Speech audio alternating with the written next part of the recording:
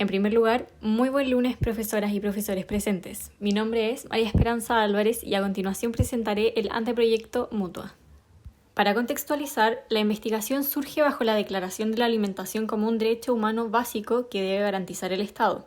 En específico, esta investigación se inicia con el estudio de la alimentación saludable, por su relevancia en el desarrollo físico y psicológico de los individuos.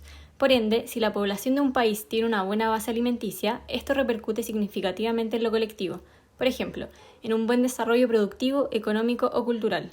Pese a estas razones, la alimentación es uno de los derechos que se vulneran día a día a nivel internacional y nacional debido a diversos factores.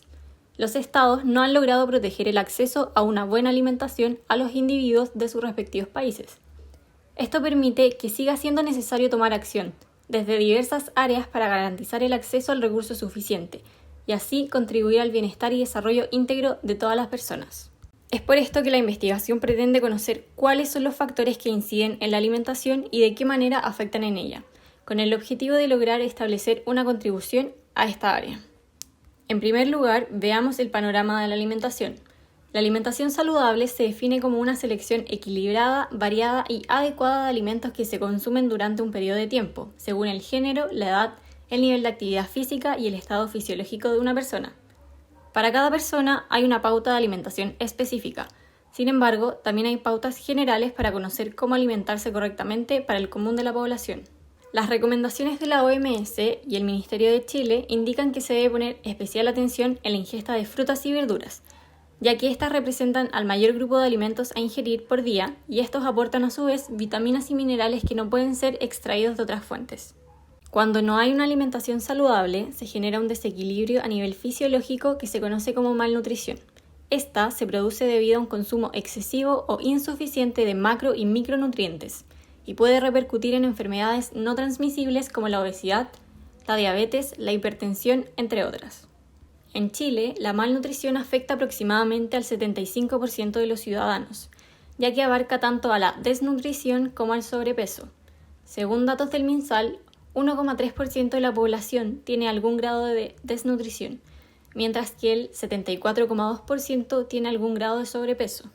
Mientras que Chile se posiciona como uno de los países con los índices más bajos de desnutrición en Latinoamérica, según datos de la FAO, este también es el segundo país con mayor población con sobrepeso en el continente después de México, según datos de la OCDE.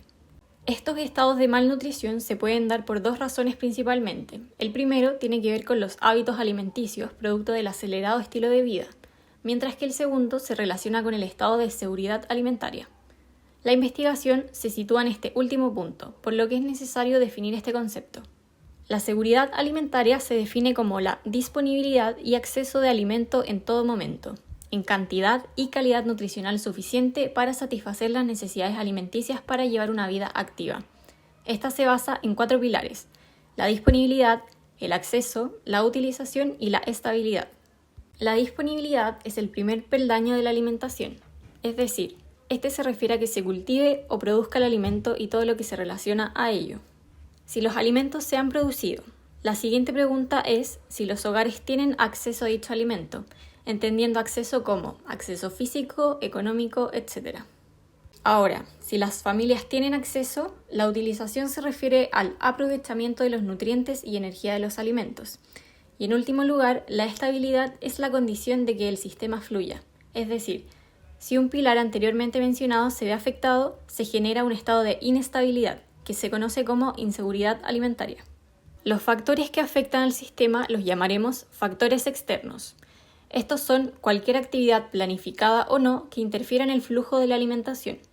Estos factores pueden ser de carácter social, político, económico, medioambiental, entre otros. Por ejemplo, recientemente se han reportado devastadoras inundaciones en Europa y en Asia. Estas inesperadas precipitaciones impactan significativamente en la producción de alimentos, lo que a su vez ocasiona una escasez en el recurso y por ende en un aumento en los precios de los recursos disponibles. Por otro lado, tenemos el factor económico de las dietas. Según datos de la ONU, las dietas saludables podrían ser hasta 5 veces más caras que una que solo cumpla con los requerimientos calóricos de una persona. Esto repercute principalmente en la accesibilidad al recurso de los grupos socioeconómicos más bajos. Ahora, volviendo al caso de las frutas y las verduras, informes del MinSal demuestran que un mayor porcentaje de la población perteneciente a los grupos socioeconómicos más altos cumplen con la ingesta recomendada por la OMS, de 400 gramos al día por persona, mientras que a medida que desciende el ingreso, también disminuye la ingesta de frutas y verduras. A nivel nacional, el costo de una alimentación básica para una persona representa 1/3 del sueldo mínimo según un estudio del portal Peabody realizado en 2020. Siendo Australia el país donde se destina menores ingresos al alimento, un 7%, mientras que en otros países como Nigeria el salario mínimo no alcanza para satisfacer las necesidades mínimas de alimentación. Con todos estos datos, y como había mencionado anteriormente, el factor económico de las dietas influye en la seguridad alimentaria, específicamente en este caso en el acceso al alimento, provocando un estado de inseguridad alimentaria. En Chile, el 19% de la población sufre algún grado de inseguridad alimentaria, pudiendo ser esta leve, moderada o severa. El estado de inseguridad alimentaria leve se refiere cuando las personas sufren algún grado de incertidumbre sobre la capacidad de obtener alimentos.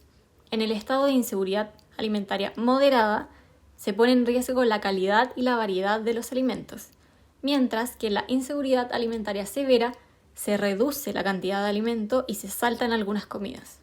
Se prevé que la crisis producida por la pandemia afecte significativamente el estado de inseguridad alimentaria a nivel mundial.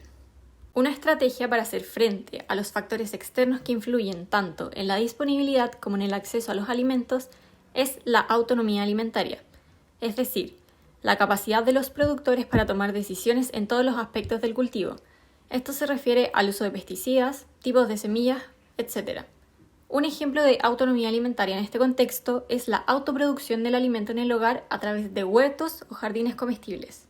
Históricamente se ha recurrido al autocultivo, tanto personal como comunitario, para satisfacer la escasez de alimentos. En la actualidad, este se ha transformado en una tendencia en las ciudades, debido a la necesidad principalmente de áreas verdes y de conexión con la naturaleza. Sin embargo, la realidad de los hogares urbanos en Chile cada vez impide más el desarrollo de estos sistemas, debido a la reducción del espacio habitable y por ende la falta de espacio para el cultivo de frutas o verduras. Para respaldar esta información, según datos del arquitecto Juan Correa, en 29 de las 52 comunas de la región metropolitana, el promedio de la superficie de las viviendas es menor a 70 metros cuadrados y está constituido por alrededor de 3 integrantes, según señala el censo de 2017. Si hacemos una comparación, la proyección de las edificaciones urbanas tenderán a ser cada vez más pequeñas debido al aumento de la población urbana. Hoy en día ya es posible encontrar megaproyectos inmobiliarios con departamentos tipo estudio con una superficie total de 27,5 metros cuadrados. El traslado de la actividad agrícola a los hogares se ha ido simplificando con el pasar de los años. Hoy en día es posible cultivar una gran cantidad de alimento en poco espacio. Por ejemplo, el método de cultivo en 1 metro cuadrado creado por Mel Bartholomew consta de una cama de cultivo seccionada en 9 cuadrantes de 33 centímetros cada uno aproximadamente. En cada cuadrante habrá solo un tipo de hortaliza, y la cantidad dependerá del tamaño final de estas. Por ejemplo, las verduras pequeñas como las zanahorias se podrán sembrar hasta 16 de ellas en un cuadrante, mientras que solo se podrán sembrar 9 verduras medianas, como las betarragas o las cebollas. También están las verduras grandes, como la lechuga, donde se podrá sembrar hasta 4 por espacio y las extra grandes, solo una, el brócoli. Si no existe 1 metro cuadrado disponible en el domicilio, este método permite la fragmentación del sistema. Por ende, se podrían hacer hileras de 30 por 60, 30 por 90 o 60 por 120 centímetros. Otro aspecto relevante en el autocultivo de alimento es la mantención. La falta de tiempo y de conocimiento acerca de los requerimientos de cada cultivo limitan el desarrollo de esta práctica. Debido a esto y al acelerado desarrollo de la tecnología, se han automatizado los procesos de riego, iluminación, oxigenación y nutrición de las plantas a través de los huertos inteligentes. Estos funcionan a través de sensores que miden la humedad del suelo, la luz, temperatura, aire y niveles de pH. El control de estas condiciones permite cultivos de mayor calidad en menor tiempo y con una menor intervención del usuario. Sin embargo, aún no es tan masivo debido a sus elevados costos. Ahora que ya han recibido bastante información sobre los ámbitos de estudio del proyecto, me gustaría poder ejemplificar esto a través de un caso de estudio actual. Para esto, tomé como caso de estudio la incidencia de la crisis social del 2019 y la pandemia del 2020-2021 en la alimentación de los chilenos, con el objetivo de analizar su estado nutricional. En el siguiente esquema se presentan 4 ámbitos, los cuales van impactando entre sí y generando un círculo vicioso que repercute negativamente en el bienestar de los individuos. En primer lugar, la disminución de los ingresos, producidos en este caso por una crisis social y sanitaria, genera una disminución en el consumo de frutas y verduras frescas, debido al aumento en el valor de estas, por lo que se aumenta el consumo de alimentos procesados.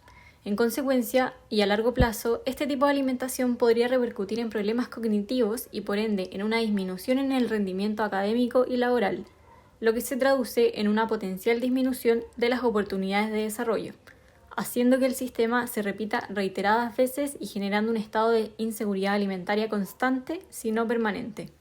A modo de conclusión y cierre de este marco teórico, nuestro sistema de adquisición del alimento nos hace dependientes de los entes productores y comercializadores.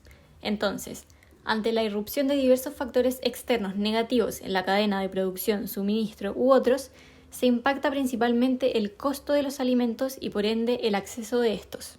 En consecuencia, aumenta el consumo de alimentos procesados, con mayor poder saciador, mayor contribución calórica y mayor rendimiento en cuanto a volumen, pero con menores cualidades nutricionales, lo que se traduce en un aumento de la malnutrición y un empeoramiento en la calidad de vida de las personas. De esta manera, las personas que tienen algún problema de accesibilidad al recurso responden de manera reactiva, debido a la urgencia de la situación, es decir, recurren a soluciones a corto plazo, como, por ejemplo, asistir a ollas comunes, reducir la cantidad o calidad del alimento, comprar en ferias libres, entre otras. No existe la oportunidad de anticiparse al problema.